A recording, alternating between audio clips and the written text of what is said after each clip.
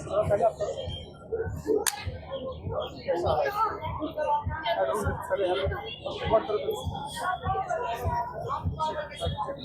वालेकुम, आप देख रहे हैं रोशन कश्मीर और मैं हूँ शाह सबरीन।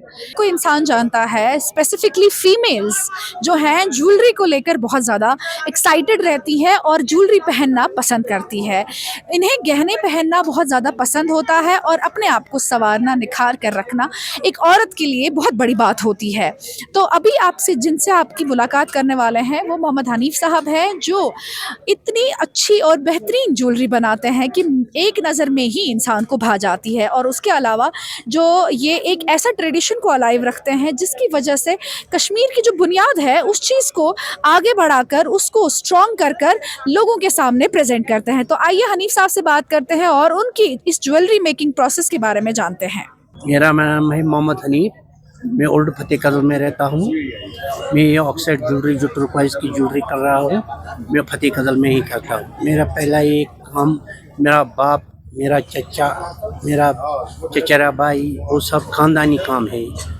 इस काम में वाबस्ता पहले था, बहुत आदमी थे डाउन टाउन में, आप समझो 50-60 घर ये काम कर रहे थे। जब आहिस्ता आहिस्ता ये काम कम हो गया, सब ने छोड़ दिया, अब मैं अकेला रह गया। यहाँ तक जो मेरी भाई बहनें उन्होंने भी नहीं काम सीखा है।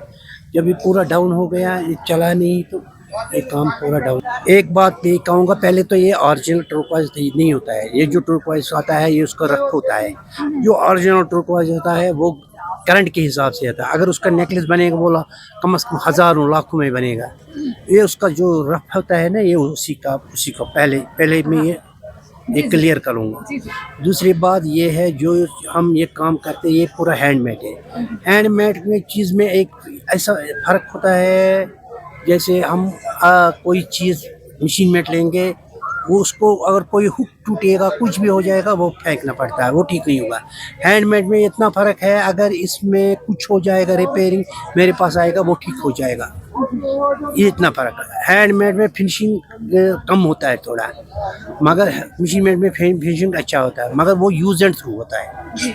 जो मशीन मेड होता है वो यूज एंड थ्रू। हैंडमेड में इतना फ़र्क होता है, वो ठीक होगा बाद में। मैं कहूँगा, मैंने ना 50-60 घर ये काम कर रहे थे, उनके पास 5-5, 10-10 आदमी। आज समझो कितने लोग ये कर रहे हैं, कितना अच्छा चल रहा है। मैं भी इससे वाबस्ता था, मैंने भी कम से कम 3-4 साल छोड़ दिया ये काम। जब चला ही नहीं, क्योंकि घर चलाना पड़ता है, मैं दूसरे काम में, इलेक्ट्रिशियन काम में गया। फिर ऐसा हो गया, मेरे कुछ भाई बहन बेंगलोर में रहते हैं, उन्होंने कहा आप यहाँ लाओ, हम देखेंगे। मैं बेंगलोर गया, बेंगलोर में मैं एग्जीबिशन लगाया। एग्जीबिशन में वहाँ थोड़ा चला अच्छा रह गया। खासकर एनआर और फॉरेनर जो लोग आते हैं, हाँ, उन्होंने इसमें थोड़ा रेस्पॉन्ड में, खासकर साउथ के लोगों ने थोड़ा इसमें रेस्पॉन्ड मिल गया, तभी ये चला, इससे पे वाबस्ता रह गया। फिर मैं ऐसा कर रहा हूँ, 6 महीने बनाता हूँ, 6 महीने वहाँ जाता हूँ। इसी की वजह से मैं उसमें आगे बढ़ पाई। फाइनल प्रोडक्ट आता है असली, जो ये स्टोन आता है ये असली होता है। कुछ आता है जयपुर से, कुछ आता है लद्दाख से, कश्तवाड़ से, अलग अलग स्टोन होता है। जो ये टर्क्वाइज आता है, जो स्टोन आता है असली, ये लद्दाख से आता है। लद्दाख में जो स्टोन आता है ये थोड़ा लाइट ग्रीन होता है। ये स्टोन ये होता है, ये हम आग में जब डालते हैं उसमें वाइट कलर आता है। वाइट कलर में जब तो वहाँ से फिक्स करते हैं, फिर हम पानी में डालते हैं, पानी में थोड़ा इसका कलर वापस आता है।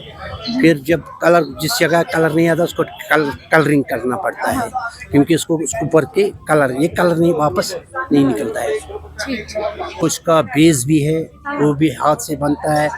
A to Z, एक तो कुछ मशीन मेड होता है, A to Z ये हाथ से बनता है।